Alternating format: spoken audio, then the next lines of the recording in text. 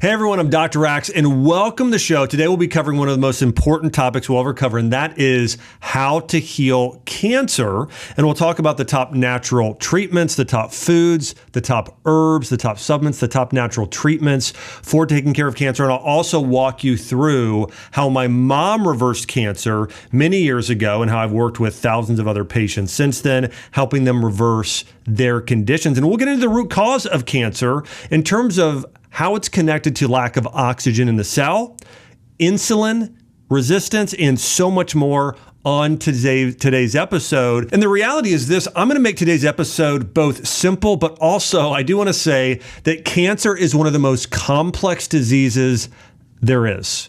You know, mainstream medicine sees cancer as a genetic mutation requiring aggressive treatments, almost always surgery, chemotherapy, and radiation. But from a holistic perspective, cancer is a systemic disease resulting from really imbalances that you can change in the body, such as the health of our mitochondria, the health of our cells, related to metabolism, detoxification, and immune function. We'll go through today how we can actually alter those using foods, new treatments that have been released even in recent years, and more on today's episode. And these treatments, again, help my mom heal from cancer. My mom, many years ago, was diagnosed with breast cancer. And I can still remember this. My mom, when I was in junior high, I was in 7th grade, my mom got that breast cancer diagnosis. And I remember it being so shocking for our family because my mom looked so healthy on the outside. In fact, my mom was my gym teacher in elementary school. She was a swim instructor and very fit. And my family at the time lived in the medical model. Anytime we were sick, we took drugs. We didn't know there was another way or a more natural way.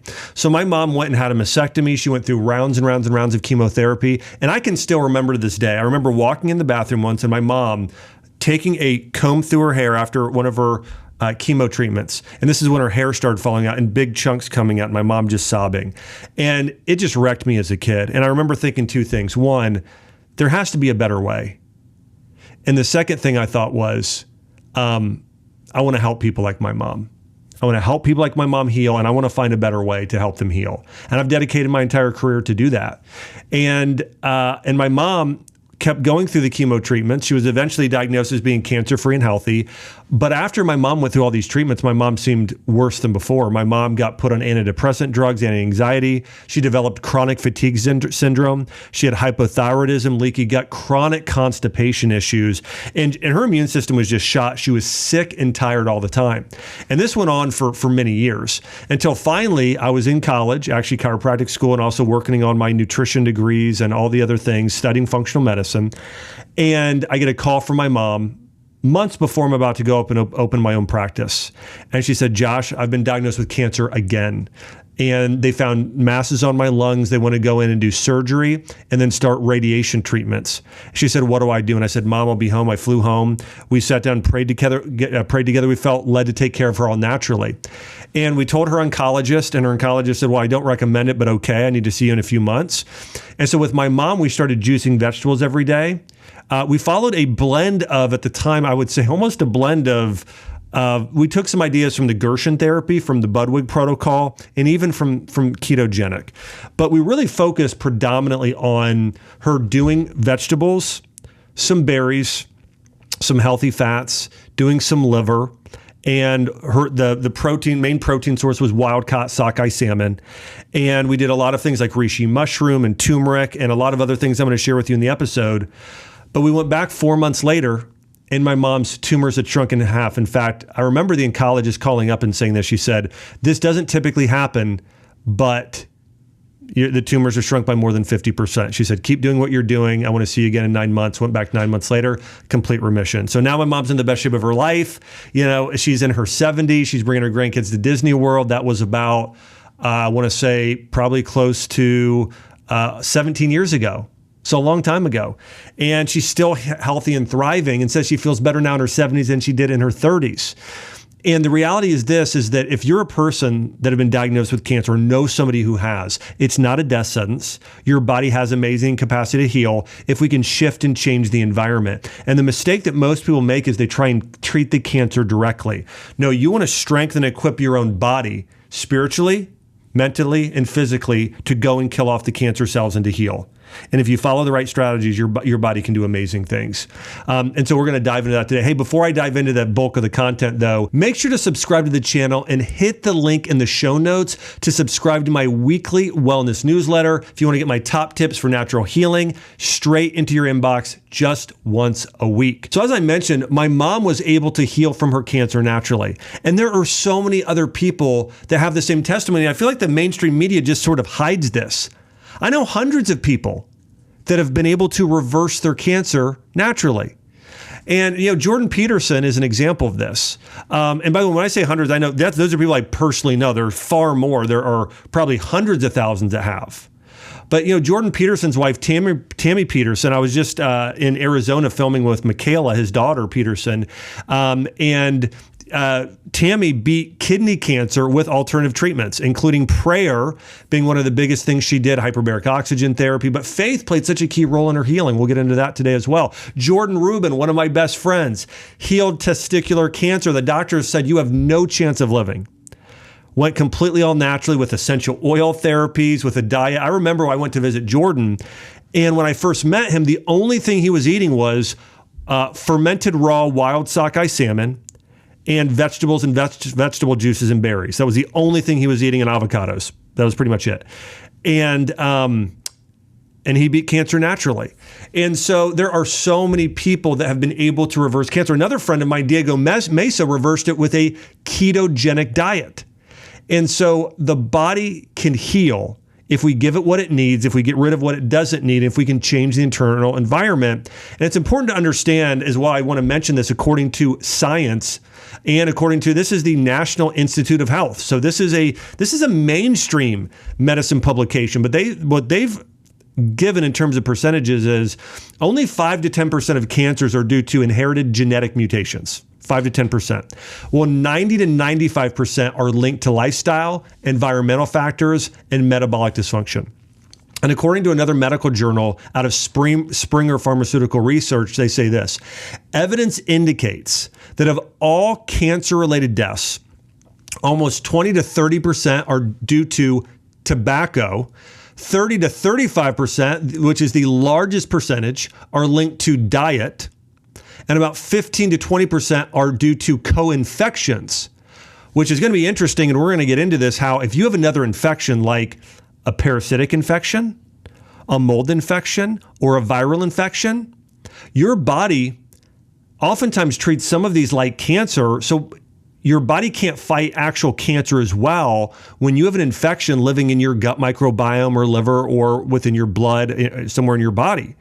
And so this was another thing. As I started compiling this research and looking into this, even when my mom had cancer, I was so shocked to find out one of the single biggest reasons today people get cancer is they have a co-infection, like Lyme or long COVID or parasites that they've never dealt with. And that weakens their immune system enough to where they end up getting cancer. There are many other factors as well we're going to cover, like radiation, stress, lack of physical activity, and of course, environmental toxins we're exposed to on a regular basis. But these all contribute to cancer. And the other thing I want to let you know is cancer can be super complex. But when I give recommendations in terms of the diet and the herbs and the treatments, it removes complexity. Because you might start saying to yourself, well, I want to oxygenate my cell. I want to balance insulin. I want to reduce oxidative stress. I want to reduce inflammation. I want to boost my natural killer cells. But when I get into this, and I will talk about some of those things, I'm going to really simplify it so well, here are the top 5 herbs that do all of those things combined. Well, here are the top vitamins and minerals that are necessary. Here are the top foods, or what I should eat for breakfast, lunch, and dinner to walk you through healing cancer. And by the way, one thing I used to tell my patients is I eat like I have cancer every day, so I don't get it. So this episode isn't just about if you have it. It's about how to prevent it and increase your longevity and your overall health. Let's dive into some of the main drivers according to the latest scientific evidence when it comes to what causes cancer. First and foremost is sugar and insulin resistance. High blood sugar feeds cancer cells. It's called the Warburg effect. So if you are insulin resistant, pre-diabetic or diabetic, your chance of getting cancer goes up dramatically. So you really, really want to pay attention to insulin. This is why with patients, one of my favorite tools is having them wear a continuous blood glucose monitor. Even if you just did it for 2 to 4 weeks to see how your body responds to different foods, but keeping your insulin balanced is critical for not only burning fat and losing weight, but it's also important for fighting cancer. The next big thing is lack of oxygen. Cancer cells thrive in low oxygen environments and use fermentation instead of oxygen to grow. This is why I love hyperbaric chambers. It's why I love doing specific types of exercise and eating. I'm going to get into later, I'll get into the Budwig protocol and the exact diet that actually oxygenates your cells. It's so powerful. By the way, these same things are also critical not only for fighting cancer, for fighting Lyme disease, mold toxicity, parasites, any sort of co-infections or pathogens. The next one here is toxin overload. Heavy metals like lead, mercury, and arsenic, glyphosate from herbicide and pesticide exposure, radiation, mold, all of these toxins overload our bodies and our cell receptor sites. That's another major driver of cancer. So I would say that those are 3 of the biggest. In addition, here's a few more though. Chronic inflammation and oxidative stress. This damages your DNA and actually promotes tumor growth. And the next one here is mitochondrial dysfunction. Cancer is largely a metabolic disease, and damaged mitochondria leads to uncontrolled cell growth. And part of the way you heal the mitochondria, which we'll get into, is giving it some very specific foods, such as pomegranates are powerful for this. Taking herbs like rhodiola rosea, ginseng, ashwagandha, a lot of those adaptogens like reishi and cordyceps, they really help heal the mitochondria, and we'll get into that later. And then emotional trauma and stress. Major, in fact, it might be the single biggest causative factor along with insulin resistance of cancer. I think cancer is not just a physical disease. I believe it's a spiritual and mental disease in terms of if you have childhood trauma, if you are spiritually not connected with God, the divine, I think these increase your risk of cancer, because if you don't believe that you have a God that's for you, if you believe that God is like an old, like Zeus, like an angry old man in the sky, you're not going to feel very safe and secure. Well, what happens then? Cortisol goes up. That ages you, that stresses you, that feeds cancer. Versus if you feel like God is all loving, he's your protector, he's your provider, he's your healer. There's a sense of you're safe, you're secure. You don't have to worry, you don't have to have fear. And so that's another thing is sort of, and then there's also this thing that sort of feeds your soul and gives you a sense of joy and gratitude, living in connection with God. And so prayer, meditation, dealing with stress and trauma are also critical for healing. I think that's the most overlooked part of cancer treatments today, taking care of the mental, emotional, and spiritual health of patients. And then one more thing here before we dive in, it's weakened immune system and poor NK cell function. Cancer forms when the immune system fails to remove abnormal cells. Now, I alluded to this earlier, but there is a deep connection between cancer and parasites and other co-infections like mold and viruses. Cancer actually behaves like a parasite or a fungus in many ways. It steals nutrients, it hijacks your blood flow, and it spreads aggressively. Very, very similar to fungal infections and parasitic infections. And mold and mycotoxins, in particular, some cancers, like liver cancer, have a direct link to fungal toxins like aflatoxins, according to the medical research. And then also, chronic parasitic infections contribute to inflammation and immune suppression, which increases your risk of cancer, according to several other studies. I have a extended family member who was diagnosed with glioblastoma, as brain cancer. And when we had him see a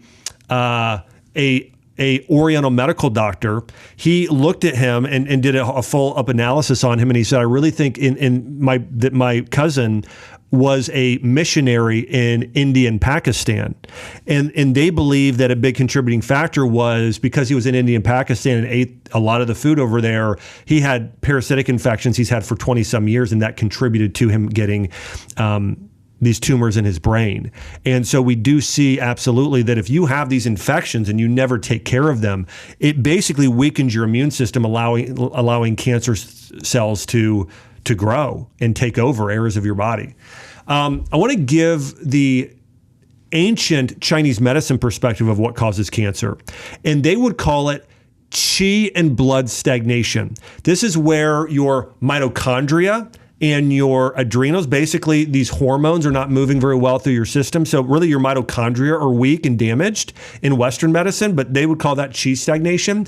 And the other thing there would be poor blood flow and toxin accumulation, and that's called blood stagnation. So basically, imagine your body as this streams of living water. It's a stream, it's a river. Well, your body, if it gets backed up, turns into a swamp, and things sit there, and nutrients don't get out, nutrients don't get in, waste and toxins don't get out, and your body turns into a swamp. And that's sort of the metaphor used in Chinese medicine of what causes cancer. And so what they really encourage is, hey, we need to stimulate the liver and gallbladder for detoxification and bile flow in the lymphatic system. And in addition, we need to strengthen and boost up the immune system as well to help cleanse the system. But in Chinese medicine, I think they do a really good job of, again, it's blood and energy stagnation. And if we get your body moving in terms of the blood, in terms of the oxygen, your body can heal. You know, there's a lot of herbs that address this in Chinese medicine. We'll get into some of these, everything from green tea, astragalus, reishi, and turmeric, and we'll get into more of these in a moment. The other big thing I want to mention, and my take on this is different than a lot of others, but I believe that everyone that has cancer needs a personalized diet. Now, I'm going to go through the top foods that help heal cancer according to ancient history and according to the recent medical research. But every person's cancer is different. You know, I've had an estrogen-based breast cancer.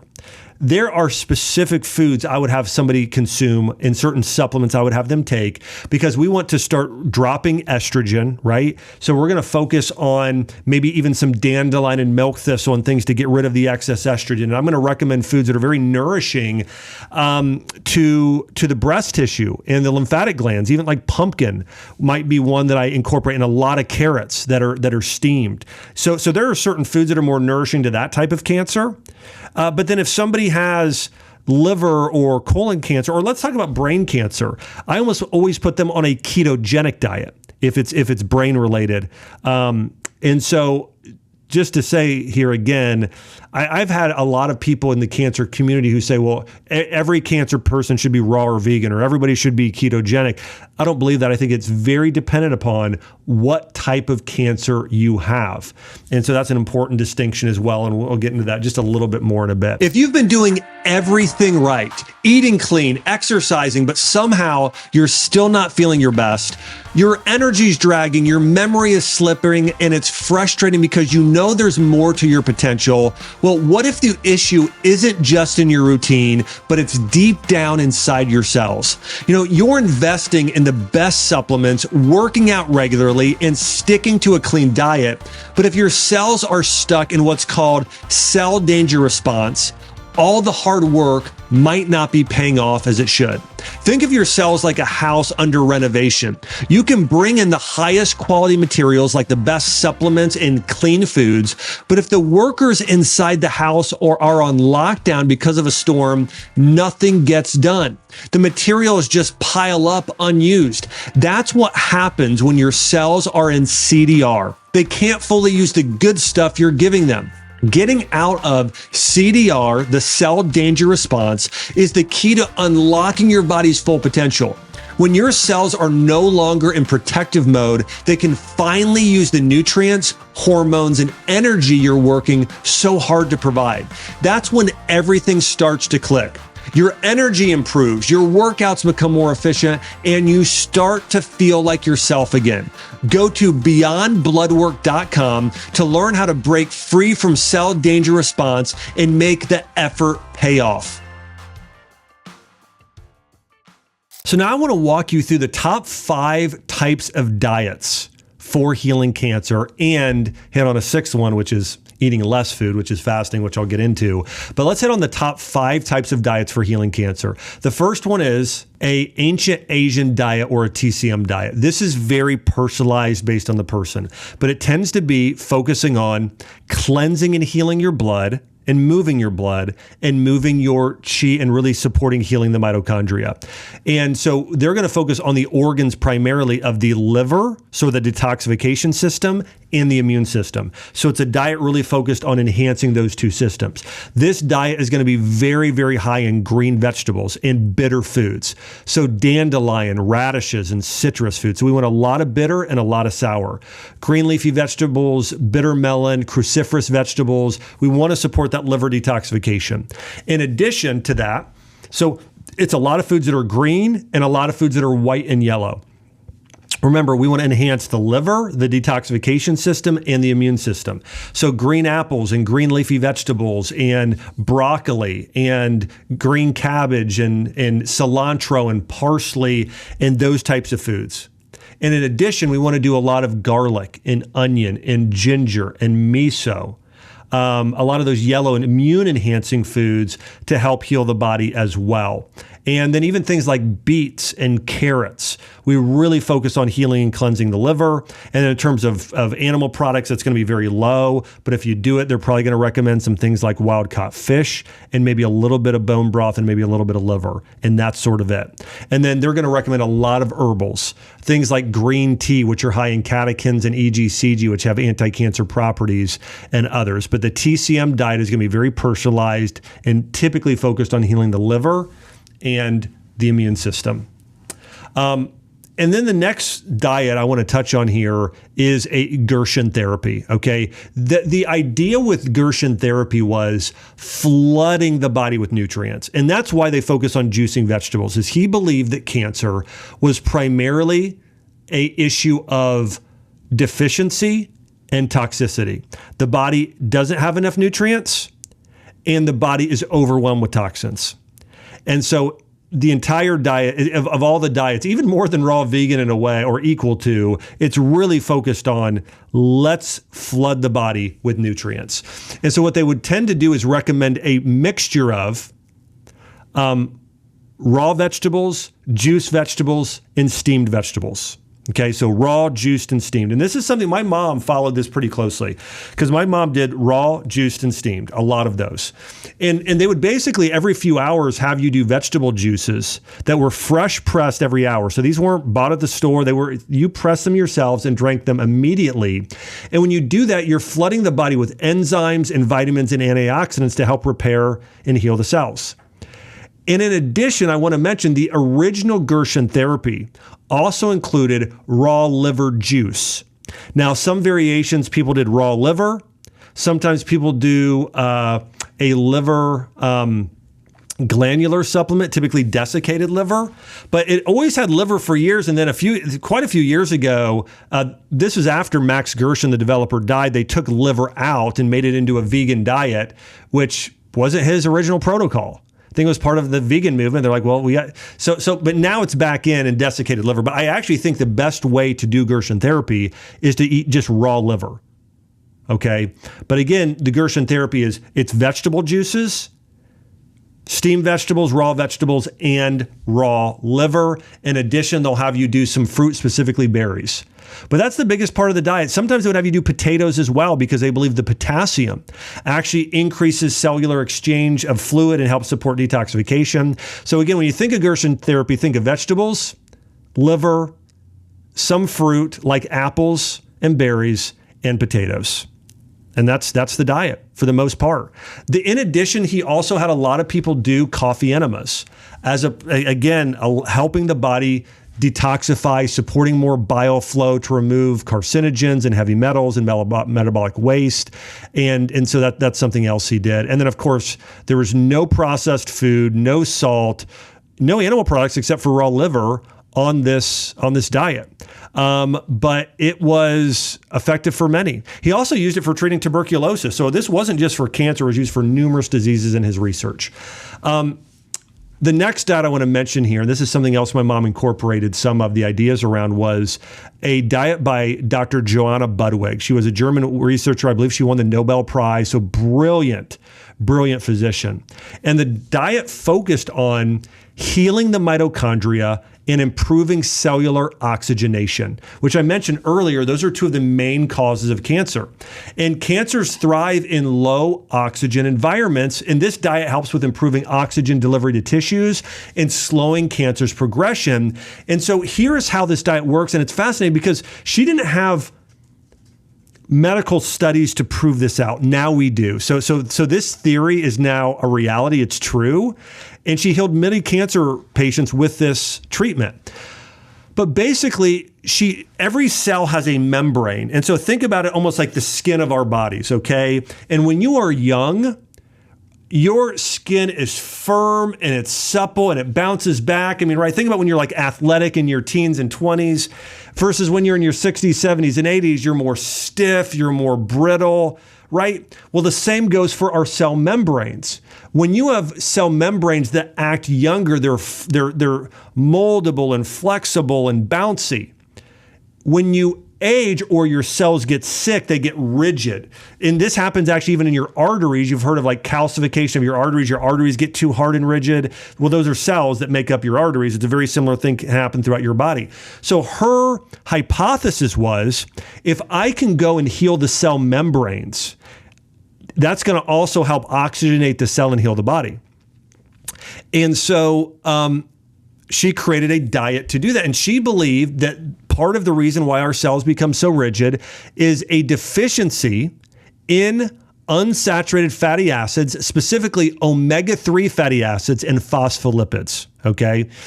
And so what she would have people do is she would have people eat salmon, but predominantly do this mixture of flax oil and flax seeds mixed with fermented dairy. Okay. And omega-3 fatty acids, especially from flax oil, are highly unsaturated. They help the cell membranes become more fluid and permeable, improving oxygenation transport into the cell and detoxification. And better oxygen means better nutrient exchange. And here's what she said, specifically her words. Without these highly unsaturated fatty acids, the respiratory enzymes cannot function and the person suffocates. Even when he is given oxygen-rich air, the fatty acids are the solution. So she believed that eating the right fats healed the body and reduced inflammation. And the other part of the protocol, along with flax oil and ground flax meal, was doing fermented dairy. Now, the type of dairy they were using then was called quark, which is kind of like a blend. You could think of it as like a cottage cheese, or maybe even like a thicker yogurt or kefir. But it was called quark. But just think fermented dairy like cottage cheese. And she believed when you mixed the omega-3 fats with these proteins, which she called these proteins, it created a lipo, which means fat, and protein, a lipoprotein complex. And this made the fats more water soluble and better absorbed into the cell. And also these sulfur containing proteins that were found in fermented dairy, like cysteine, methionine, they bind with fatty acids to create, basically to make them really easily absorbable. And this enhances oxygen into the cell and nutrients getting into the cell. So basically, again, the meal is this. You mix flaxseed oil with flax seeds with cottage cheese and you eat it. That's it. In addition, in her diet, she recommended a lot of vegetables along with some other things like nuts and seeds, like walnuts rich in omega-3 fatty acids. So her big focus was vegetables, flax seeds, and walnuts, and raw fermented dairy to heal the cell.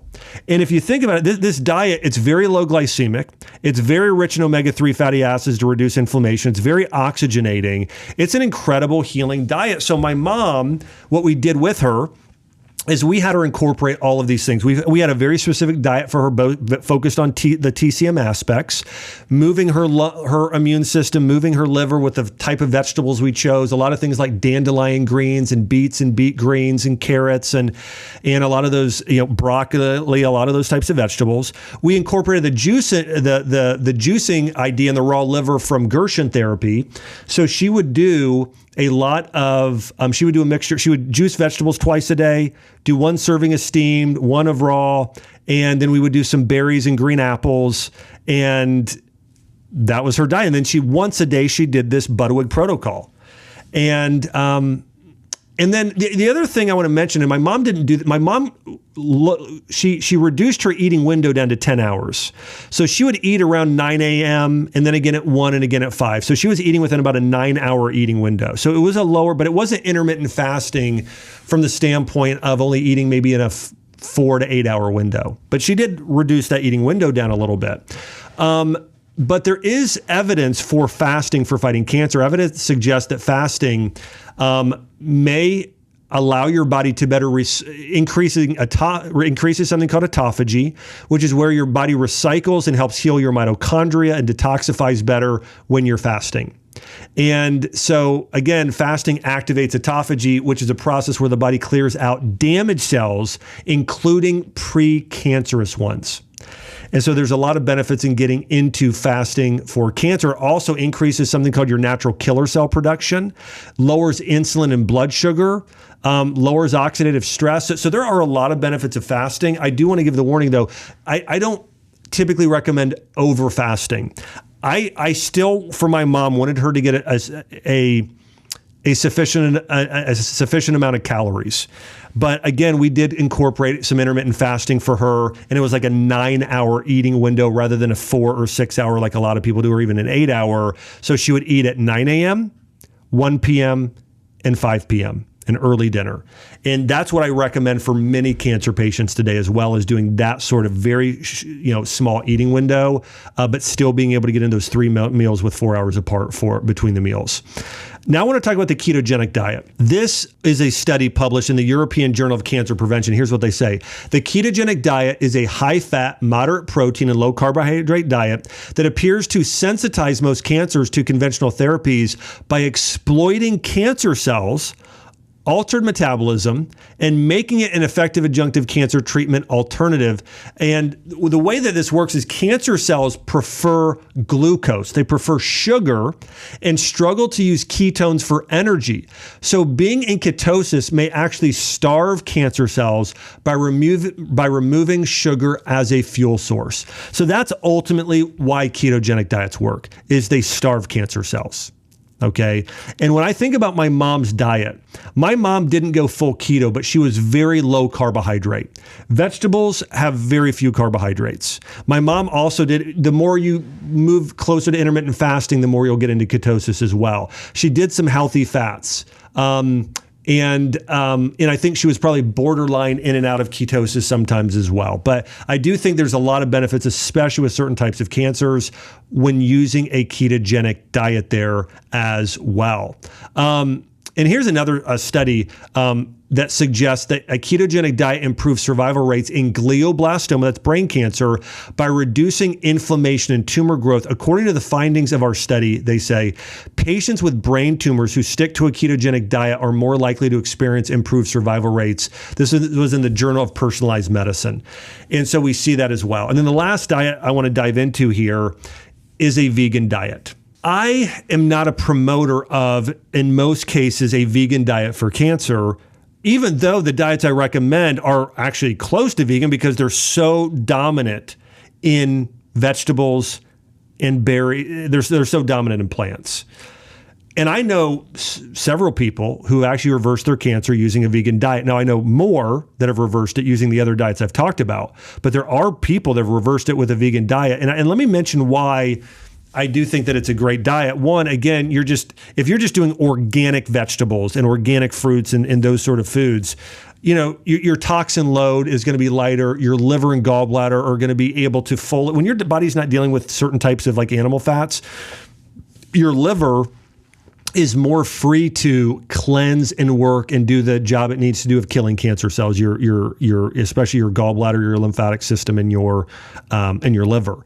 And so there are benefits of doing that. However, you'll notice all of these other diets are still predominantly vegetables. But like with the Gershon, for instance, there are certain things you are missing when you're on a vegan diet, where Gershon, I think, was so brilliant in that he included the most nutrient-dense animal product on the planet, liver, which gives your body what it doesn't get on a vegan diet, which is vitamin B12 in super high amounts, numerous other B vitamins in high amounts, choline in very high amounts, which is critical for liver detoxification. Those are critical for mitochondrial function. And so I think the Gerson therapy is really an amazing diet and a better alternative to vegan. But again, I do think there are people that reverse their cancer with a vegan diet. But I do think if you're doing Gerson or the Chinese medicine diet, it's better because you are getting at least some of those nutrients that are still required by some of these organ systems to function optimally. And of course, your cells to function optimally as well. I want to walk you through some of the best diets for specific types of cancer. As I mentioned earlier, if somebody has brain cancer, like a glioblastoma or astrocytoma, a ketogenic diet has shown promising results in reducing tumor sizes. If somebody has a hormone-related cancer, like breast or prostate or ovarian, I do think that the Gerson therapy and protocol is amazing, and especially if you combine that with liver detoxifying herbs like milk thistle and dandelion. I think for general cancer, for most people, I am a big fan of the Chinese medicine diet and the Budwig protocol and fasting and Gerson, mixing all of those together, okay? So I think if you can look at the best aspects of each of those, it is the best for most people that have cancer. Again, the TCM diet, it's going to be very vegetable-based. It's a lot of green foods. It's a lot of white foods. The Gerson has a lot of things to reduce to a lot of, it's raw, juiced, and steamed vegetables, and supporting the liver detoxification pathways with raw liver. The Budwig protocol with a little bit of that raw fermented dairy with flax meal and flax oil. And then, keeping it low glycemic, as I mentioned there as well, I think is the best for most people. And that's exactly what my mom did and how she reversed her cancer. Let me walk you through the best cancer fighting foods, generally speaking. And this isn't the top to the bottom. This is just a list of many of them. Berries. Berries are rich in polyphenols and anthocyanins, which reduce oxidative stress and inflammation. They support DNA repair. They have anti-cancer properties. Pomegranates, one of my favorite anti-cancer foods. There is a study showing it both helps with blocking tumor growth and reduces estrogen-related cancer risk, which is so big for women today. This is why pomegranates are probably my single favorite superfruit out there, along with other, very rare types of berries like maki berry, goji berry as well. Vegetables, raw, steamed, and juiced, okay? Cruciferous vegetables have indole-3 carbinol and sulfur-containing compounds, which detoxify your body, which kills cancer cells, and then bitter green leafy vegetables like dandelion and arugula, spinach. If you steam those, it improves bile flow and helps cleanse the body. Those are also great. So the cruciferous with the bitter green leafies. Watercress would also be on that list, one of my favorites. And then liver and organ meats. They're high in B vitamins. They're high in vitamin A, high in zinc, high in iron, high in choline, which support immune function and detoxification pathways. And then I do like wild-caught fish. If you're going to get one other source of protein, wild-caught salmon, which is rich in EPA and DHA. In some studies has shown it fights cancer. In fact, in one medical journal, they did a meta-analysis looking at 33 trials. And they found that when somebody consumed 1,000 milligrams of omega-3 fatty acids a day, it significantly reduced inflammatory markers that are related to tumor growth and greatly decreased the risk of cancer. So we see this research, at least in cancer prevention, with wild sockeye and Alaskan salmon, the very, very dense omega-3 fat foods. And then mushrooms, okay? Mushrooms, shiitake and maitake in particular in terms of your diet. Now, I'll get more into reishi and turkey tail here as well as we talk about this. But dietarily, maitake and shiitake mushrooms are amazing at boosting your natural killer cells. What your natural killer cells do is they're like snipers or a Navy SEAL team. They're going through your body, seeking and actually destroying and killing off the cancer cells. Part of the reason this works is they are high in a type of polysaccharides called beta-glucans. And these beta-glucans increase cellular communication. So part of the reason why people get cancer is your cells stop communicating. And part of it is due to toxicity and senescent cells piling up in your body. But basically, your cells can't communicate. So your body isn't even telling some of the cells that are supposed to be killing the cancer cells, hey, there are cancer cells here. So when you consume these medicinal mushrooms, now all of a sudden you're improving cellular communication. And now your Navy SEAL team of these natural killer cells are now going and actually killing the cancer cells. And probably the single most powerful mushroom that does this, according to the research, it's called turkey tail mushroom, or Tremades or Coriolis versicolor. And it's also very effective against parasites and other types of viral infections. But again, turkey tail is probably the most powerful at this. And studies have shown it actually is effective at gastric cancer, breast cancer, and colorectal cancer, specifically of 9 studies reported on using these medicinal mushrooms. And then the healthy fatty acids. I mentioned the wild-caught salmon. That's going to be on the list. Flax oil and ground flax meal. Some coconut and avocado and extra virgin olive oil and walnuts. I think these are the best for fighting cancer when you look at these in terms of diet. Now, I want to walk you through the top cancer-killing herbs and mushrooms. And I do want to mention, again, based on the type of cancer you have, this list can change a little bit, or what you decide to take. And listen, if you go online and look this up online, you're going to see, there are so many herbs with anti-cancer properties.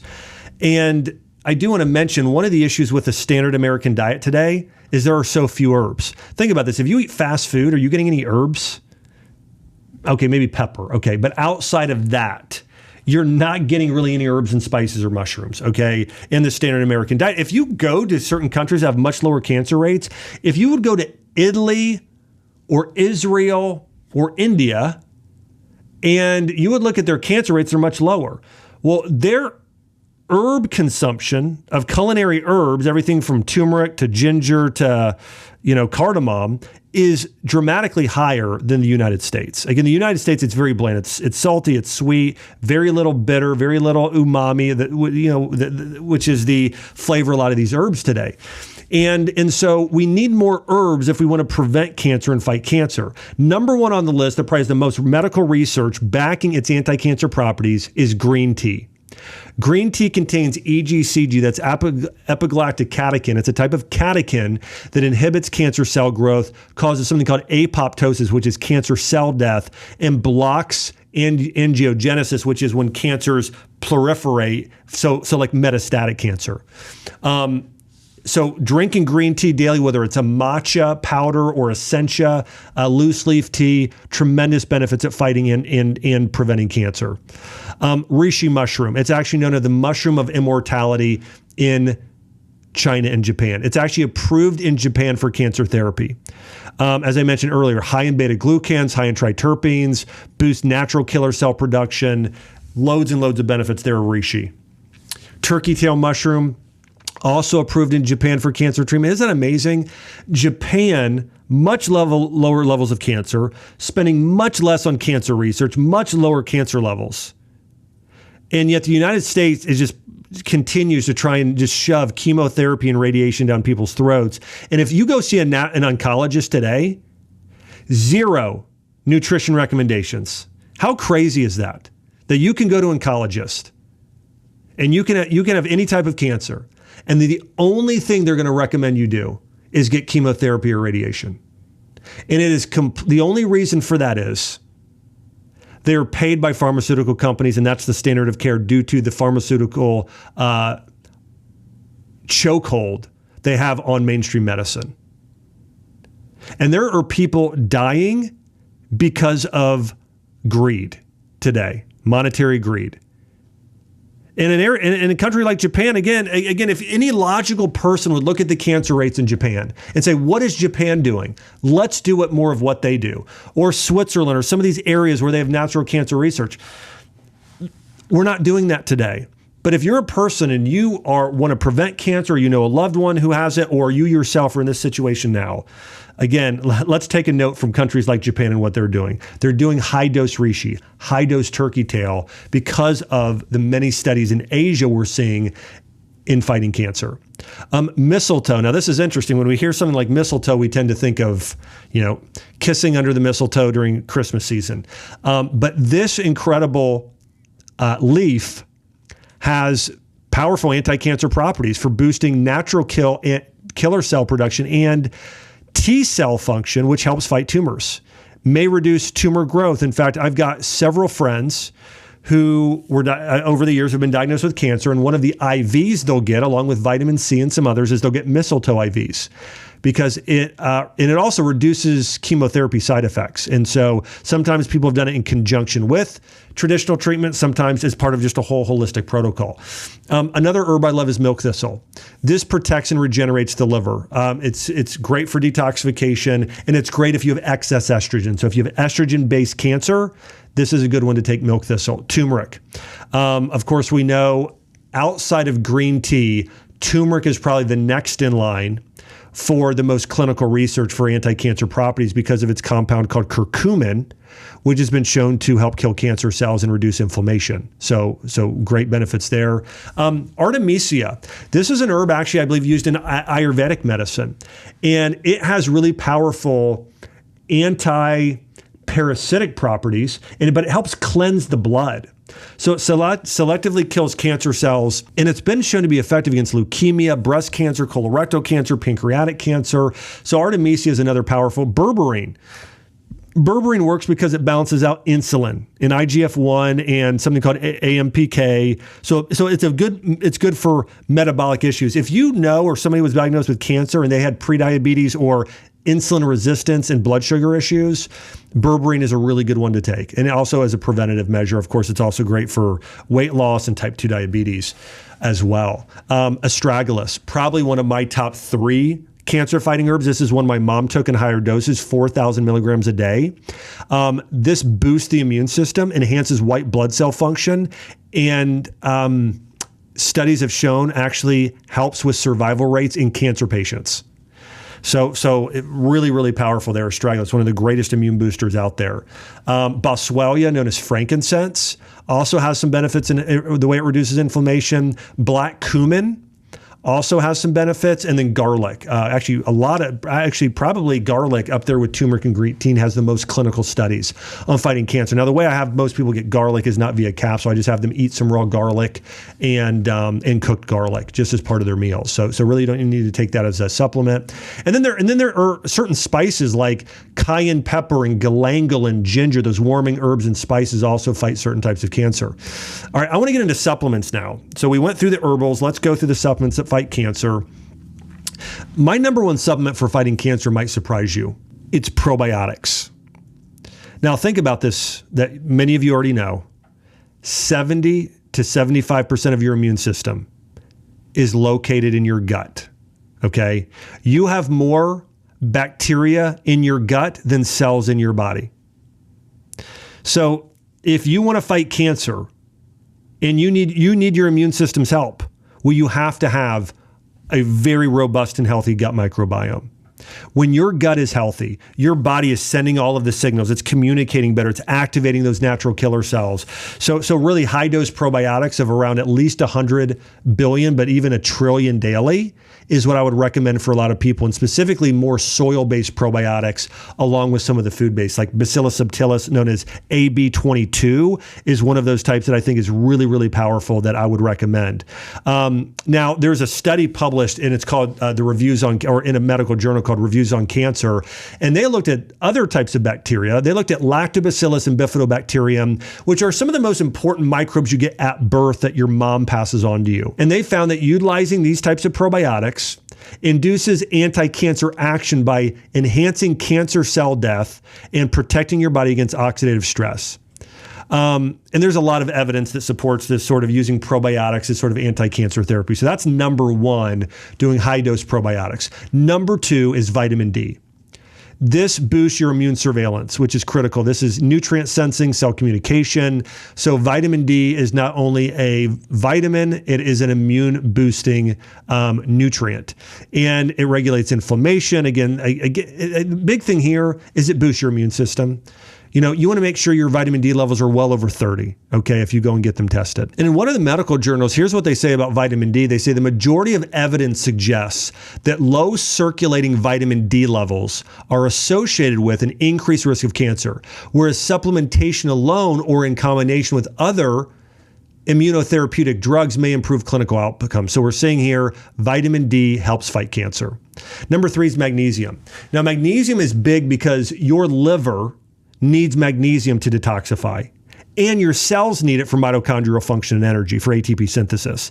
So it's really critical for both liver detoxification and ATP production via, also working with your cellular mitochondria. So I would say about 300 to 600 milligrams daily. Doing a spirulina bound, like doing a magnesium that is in a food-based form, or magnesium vitamin D combo is even better because they work synergistically.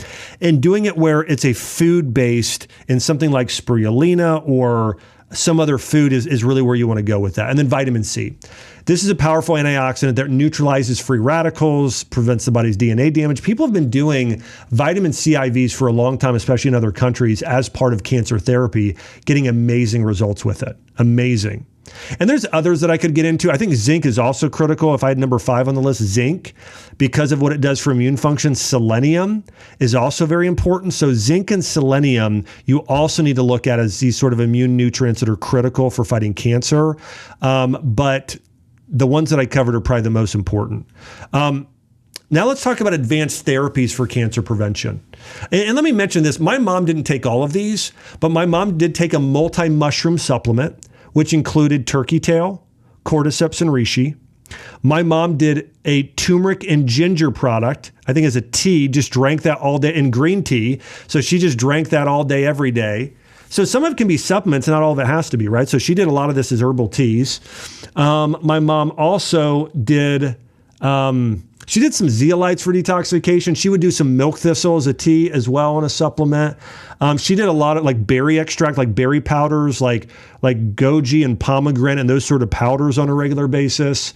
Those were some of the big ones she did regularly. An omega-3, most of the time she did salmon, but if she didn't that day, and she did vitamin D, vitamin C, zinc, and probiotics. So this is exactly, part of the path that my mom followed.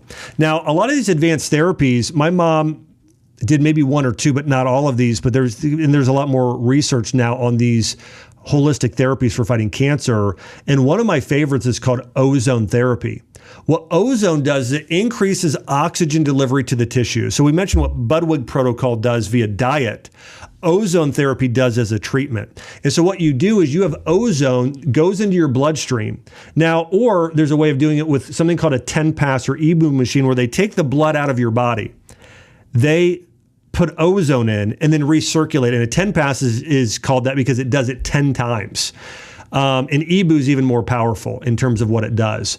But cancer cells thrive in low oxygen, right? These hypoxic environments, and ozone therapy helps flood the body with oxygen to inhibit tumor growth. Now, I also want to mention ozone is amazing for not only killing cancer cells, but killing some of those co-infections that allows cancer to thrive, like mold, parasites, and other viral infections.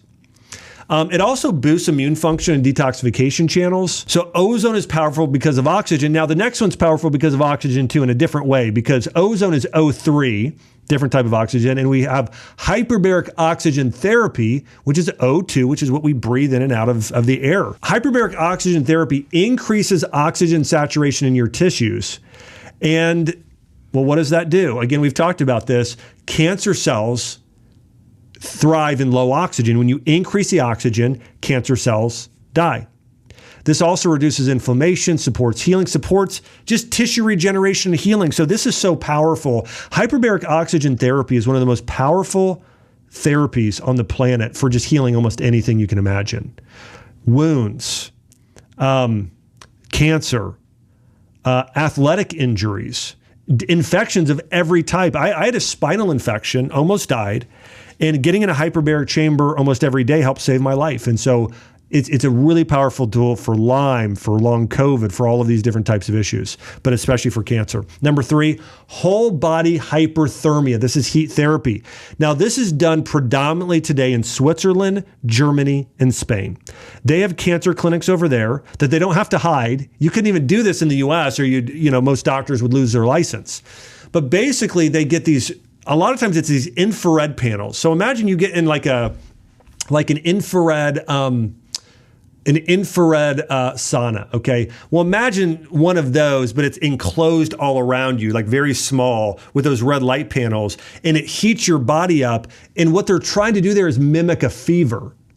And that activates your immune system. And many cancer cells are heat sensitive, and hyperthermia weakens tumors while boosting NK cell function, according to a study published in Oncology Medical Journal.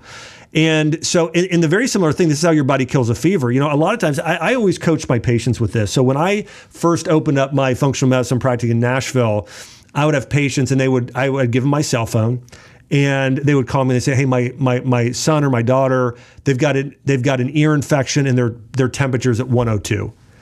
And I would say, praise God, the body's healing itself right now. The body knows to increase the temperature.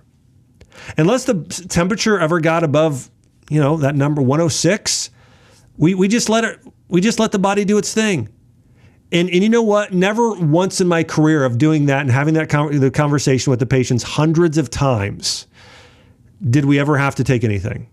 I'm not to say there's never a 1 in 1,000 times or 1 in 100,000 times where maybe maybe you consider trying to cool them down a bit. So did you know when your body gets up above 100 degrees, your body starts creating a compound called interferon, which this compound kills viral infections and kills cancer cells. So this is why if you get a virus, your temperature goes up. Your body is bringing up the heat to kill the infection. Your body's not getting hot. It's not like out of control, like the body's getting hot because it can't handle what's going on.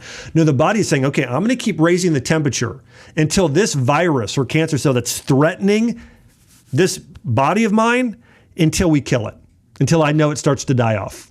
That's why you get a fever. And so inducing a fever yourself that way with infrared saunas and infrared light, but even more so with this hyperthermia, is something in many other countries they do for cancer therapies. Number 4 is IVs of vitamin C. Again, vitamin C works as a pro-oxidant against cancer cells, killing cancer cells. It actually helps generate hydrogen peroxide, which selectively damages cancer cells as well. So a lot of benefits there. Number 5 is immunotherapy. There is a type of therapy that my cousin got recently, and you can look this up. It's called immunosine. This is the most powerful therapy if somebody has any type of brain tumor, but especially glioblastoma, where they will go in, and I'm going to use this term, but it's not what you think it is exactly. They will create a cancer vaccine where they will look at your circulating tumors, or what they'll actually do is they'll go and take, when the tumor is removed from the brain, they'll go and take those tumors, and they will then create antibodies. They'll create a vaccine to those cells, those cancer cells, and then inject that into the body, the bloodstream. And the survival rates of people that get this, it's called immunosine. And I've actually had the doctor on. His name's Dr. Matt Halpert. If you want to go back and watch this episode, we did an entire episode on ketogenic diet and this cancer vaccine, this immunotherapy for fighting cancer.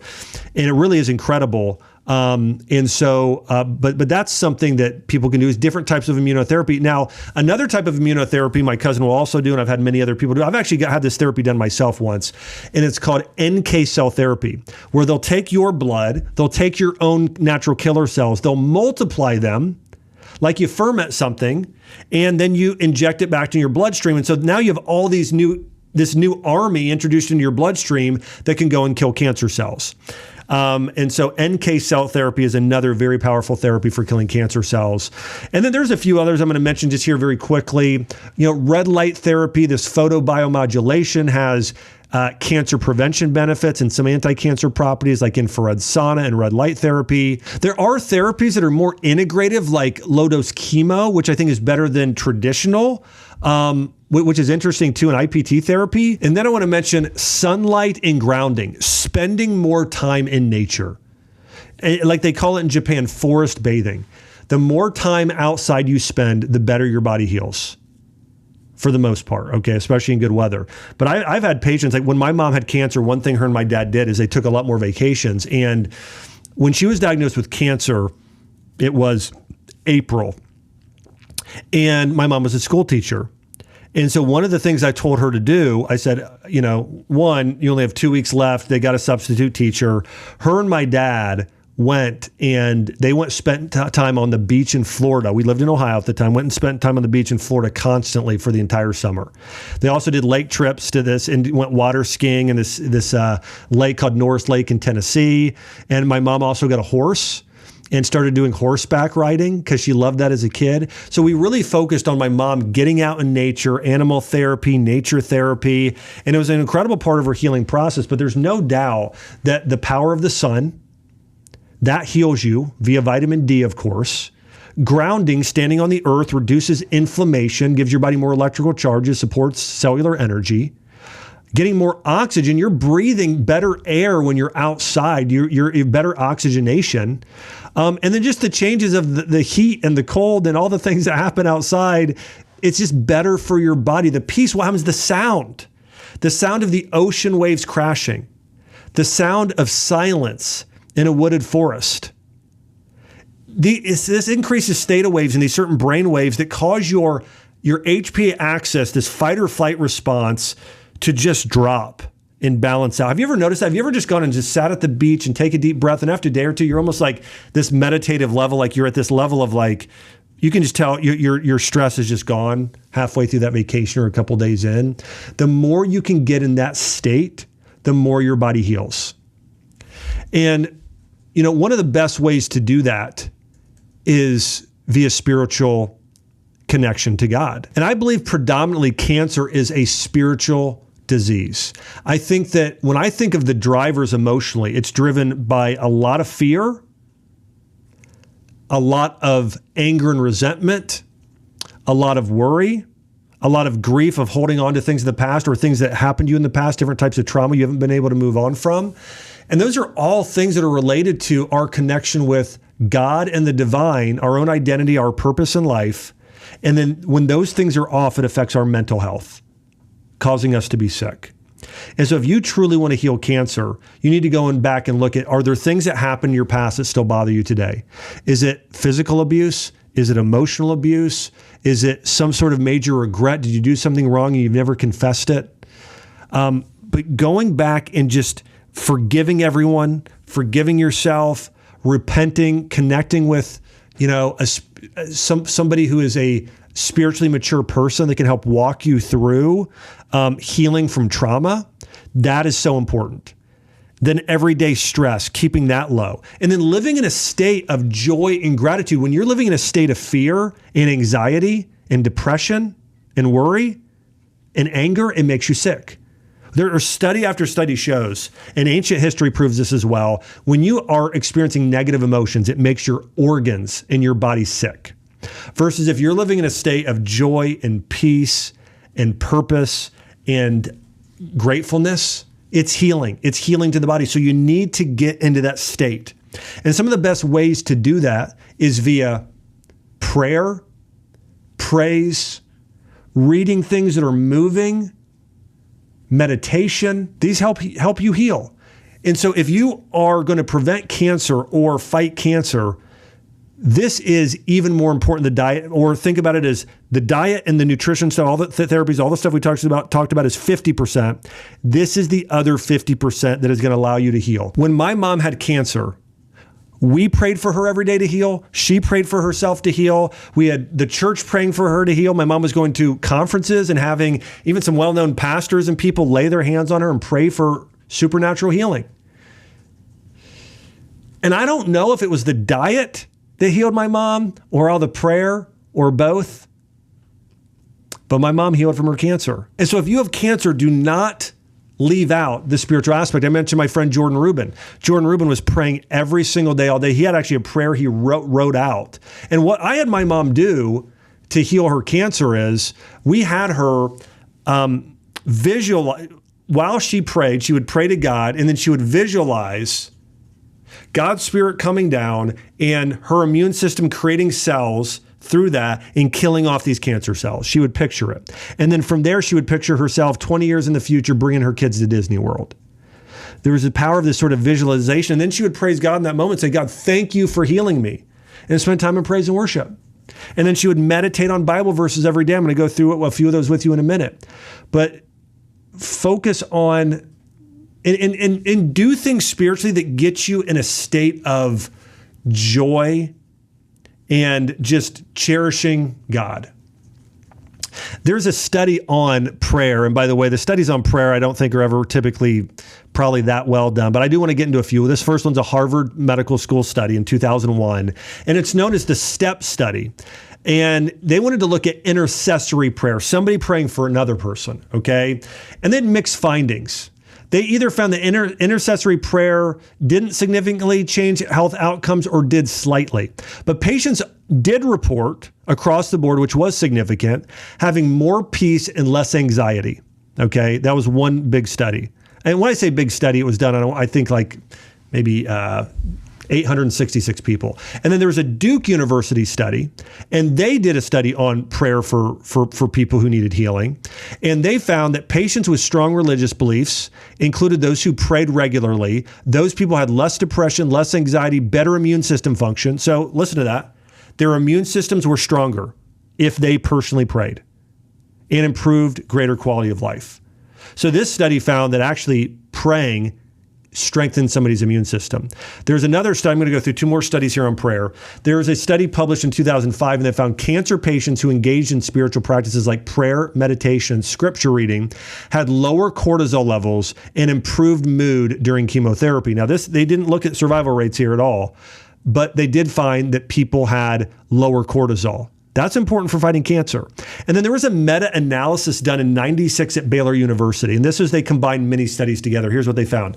They found consistent evidence that religious involvement correlates with better coping mechanisms and sometimes longer survival rates in cancer patients. So they found, where they compiled all these studies together, people that had a level of faith in doing things like prayer, they lived longer. So even the Western medicine shows that prayer and faith help you heal.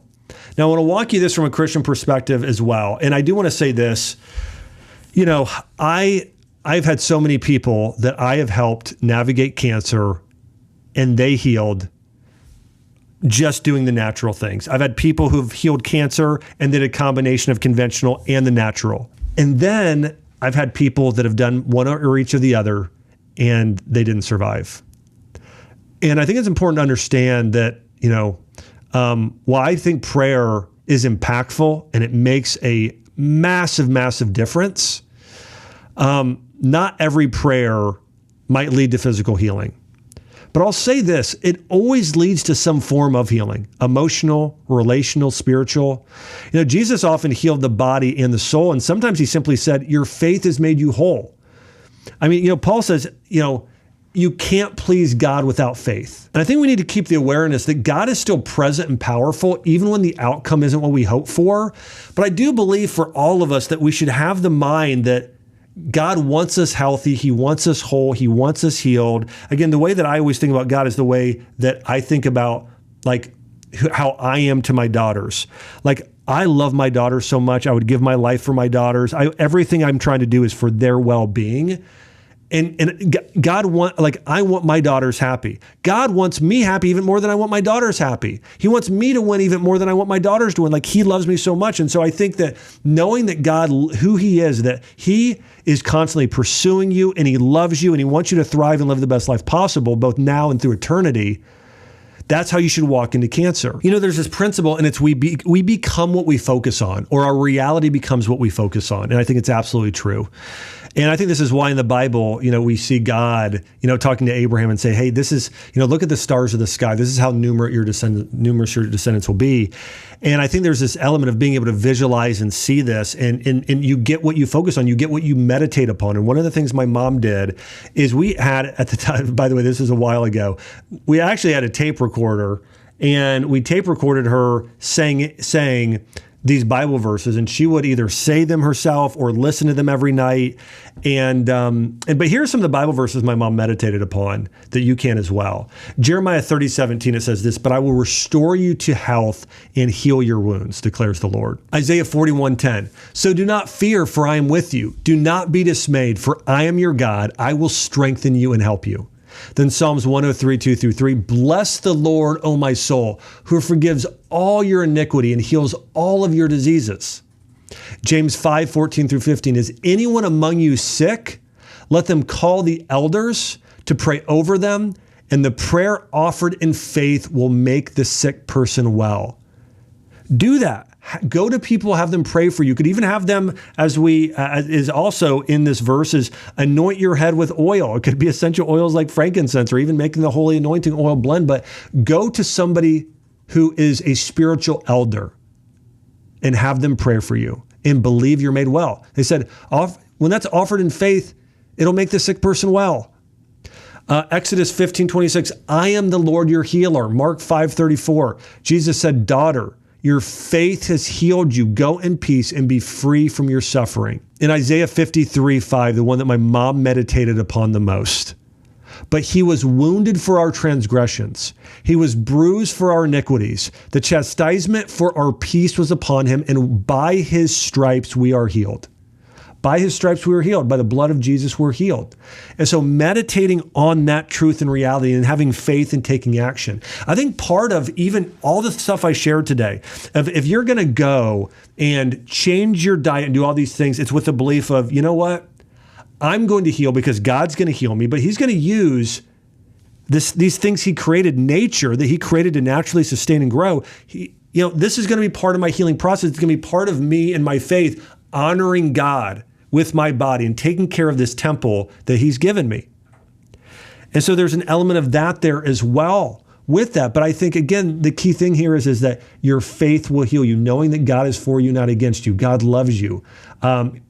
He's called you according to his purposes. And so believing that, getting to know who God truly is more, and spending time in prayer, in meditation, in praise, is incredibly healing. And so I know I covered a lot of content today, but I think if you can kind of break it down into buckets such as, number one, what's your diet like? Let's improve your diet, okay? We covered some of the foods. You could write some of those down or think through, okay, what are the ideal foods I should be eating? We talked about a lot more vegetables, a lot more fruit, wild-caught salmon, organ meats, those sort of things. Those are the most healing for cancer. Number two, the herbs and supplements, right? We got green tea. We've got turmeric. We have vitamin D. We have probiotics, right? So take a few of those, pick a few. And then some of the therapies, that you might choose to do in the future. And then connecting to God via prayer, via meditation, via praise. And if you can do those things, I believe that you're going to be able to prevent cancer in most cases. And in many cases as well, give your best shot at healing from cancer. Listen, nothing in life is an absolute guarantee except for knowing that God loves you, he pursues you, and we're just called to do our absolute best. And so remember some of these principles. We need to keep blood sugar balanced. We need to reduce toxicity. We need to oxygenate the cell. We need to support mitochondrial health and cleansing of our systems like our detoxification system, like our liver and our immune system and our digestive system, like our colon. And so if we can optimize these areas, your body has an amazing capacity to heal and even heal from cancer in many, many cases. Listen, none of these things are a guarantee, but I do guarantee you this, that doing these things gives your body a better shot at healing, getting younger, and being your best. And, I personally know what it's like to have somebody that goes through cancer. Again, my mom, one of my best friends, so many others I know that I've counseled over the years. And I think a lot of times these sort of emotional, mental strain, I think the way that conventional medicine handles it today, which is with actually fear and toxicity, it's not the answer.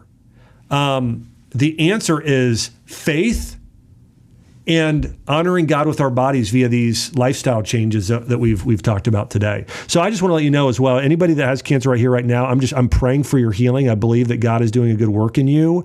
And don't leave any of these things out. If you want to heal, focus on that spiritual and mental component, focus on that, dietary and lifestyle component as well to optimize your healing. And I believe that you will be made well. There are millions of people today who don't know the actual root causes of cancer. People tend to think it's just genetics. Well, we went through the research. It's actually much more tied to diet and co-infections than in trauma and spiritual issues than anything else. And so we need to know the root cause if we're going to actually heal anything. And so that's critically important. I want to say thank you to all of you who are sharing this episode. I want to encourage you to share it everywhere. People need to know the truth about how to fight cancer and prevent it naturally. Also, if you're not subscribed, make sure to subscribe here. I've got so much more content coming out here on how to heal the body at the cellular level. And thank you for liking this. And if you're watching on YouTube, make sure to comment. I'd love to hear, what is your favorite cancer fighting food? What is something that really struck you about this episode? Maybe you didn't know before about cancer, or share your own wisdom or experience with cancer, mainstream medicine, whatever it is. I want to hear from you here on social media, on YouTube specifically. And just thanks so much for being part of the community here. I love being able to lock arms with you, change the world together. Again, thanks so much for subscribing. Thanks for sharing. Let's beat cancer together. I can't wait to see you on the next episode.